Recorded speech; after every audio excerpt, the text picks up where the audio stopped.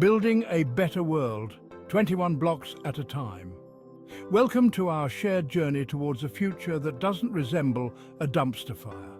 We're talking about 21 building blocks that pave the way for a harmonious world. Buckle up because we're diving in. Intellectual framework, or herding cats with philosophies. First up, the foundation. We need a global ideology, which is about as easy as it sounds. Imagine getting the UN Security Council to agree on lunch, let alone the principles of a global society. It's a mess, but hey, nobody said building utopia was going to be easy. Global objectives. So, you want world peace? Cute. Now, what do we actually want? Defining global objectives is like writing a to-do list for the entire planet. It sounds great in theory: end hunger, achieve world peace, make sure everyone recycles. But in reality, you've got about 195 different countries with their own agendas. Courses of action, because hope isn't a strategy. Congratulations! We've got our shared goals, and now it's time for the action plan, which is where things usually go from optimistically ambitious to, oh dear God, what have we gotten ourselves into? Now, for the main event, a world government. Imagine a single entity overseeing the entire globe. The idea of handing over power to a single entity is enough to make even the most ardent global citizen sweat a little. The fear of losing national sovereignty and individual freedoms looms large. But think of it this way. Right now, the world is basically a bunch of teenagers sharing a house with no parental supervision. Chaos often ensues and conflicts arise. A world government, in theory, provides that much-needed supervision. It could bring order, stability, and a unified approach to global challenges. Of course, the big question is, who gets the keys? Who will be trusted to lead and make decisions for everyone? You can't have a functioning society, even a global one, without a way to settle disputes. Imagine a world where every disagreement escalates into chaos.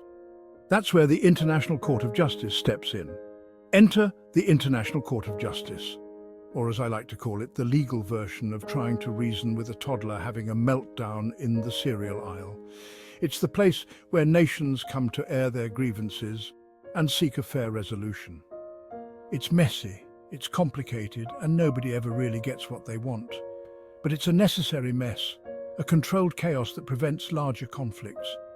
But hey, at least it's better than the alternative, letting countries duke it out with something stronger than strongly worded letters. It's a system that, despite its flaws, keeps the world from descending into anarchy. So, we have a court, but what laws will it even enforce? This is where it gets really fun, because we're talking about creating a legal system for a planet that currently can't even agree on whether pineapple belongs on pizza. You're going to leave things out, people are going to be angry, and there's a good chance you'll accidentally start a war over a misplaced comma. Global central bank, one currency to rule them all? Money. A global central bank, in theory, sounds like a good idea. One currency, standardized interest rates, and a level of economic stability that would make even the most cynical economist crack a smile. But of course, it's not that simple. Chapter 8, World Parliament. Because everyone loves a good filibuster, right? A world parliament, in theory, gives every nation a voice, a platform to air their grievances and hopefully come to a consensus on how to move forward. Chapter 9, World Federation, can't we all just get along and share resources? This block is all about getting nations to play nice in the sandbox of global politics. The idea is simple: independent nations working together, sharing resources and generally not trying to blow each other up. Because let's be real, getting nations to cooperate is like trying to herd cats. Chapter 10, Diplomacy. In the context of a global system, diplomatic missions are more important than ever. They're the bridge between nations, the channel through which we can hopefully resolve conflicts without resorting to, the whole mass destruction thing. Chapter 11. Even the best ideas need good PR, and let's be honest, the concept of a unified global system has been unfairly maligned by dystopian fiction and overly enthusiastic Bond villains. It's about transparency, it's about communication, it's about making sure that everyone feels heard. Let's face it, even in the best-case scenario, a global system is going to have its share of disagreements. That's where international arbitration and dispute resolution come in, offering a way to settle conflicts peacefully and without resorting to, well, the less than ideal alternatives. Chapter 13, Global Development Fund, spreading the wealth and hopefully not just among ourselves. Let's be honest, a global system that only benefits the privileged few is not really a global system at all, is it? It's more like an exclusive club with a very high entry fee. That's where the Global Development Fund comes in, a financial superhero here to save the day.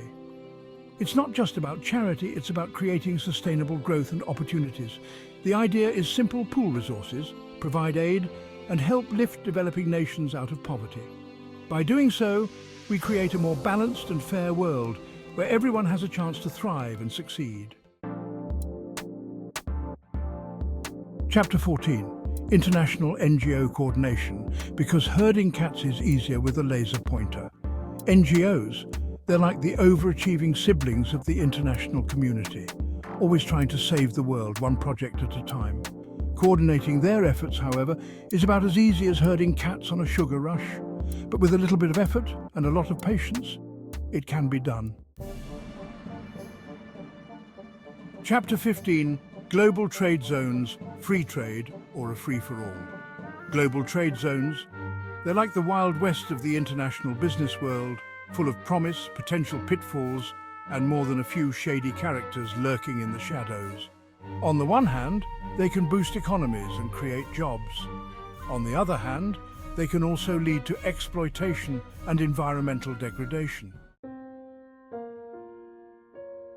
Chapter 16, Multinational Corporations, the ethical tightrope walk of global business.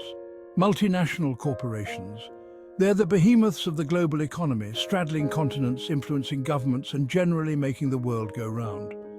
The challenge, of course, is making sure that these corporations are held accountable for their actions.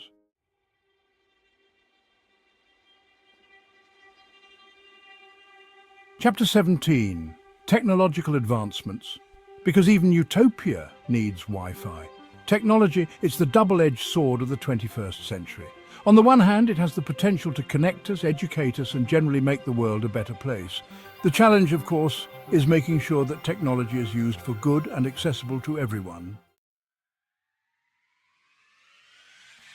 Chapter 18, Global Education.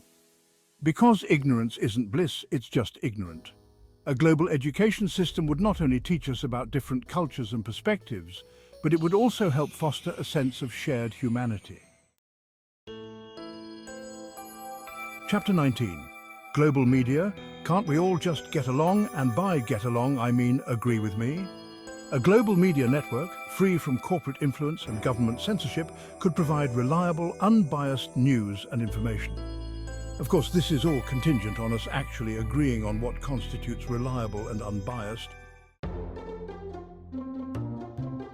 Chapter 20, Cultural Exchange and Dialogue, trading sushi for sauerkraut, and maybe some tolerance. Cultural exchange, it's the beautiful, messy, delicious process of sharing our traditions, our values, and our love of really good food with the rest of the world. Chapter 21, Global Citizenry, because we're all in this together, whether we like it or not. At its core, global citizenship is about recognizing our shared humanity, understanding that we're all connected, and that the choices we make affect not just ourselves, but also the people and the planet around us. Outro, a world worth building. So there you have it, 21 building blocks, each one a monumental task in and of itself. Are we being naively optimistic? Perhaps are the odds stacked against us? Absolutely. But here's the thing. The alternative, a world defined by division, conflict, and a whole lot of finger-pointing, is not really an alternative at all.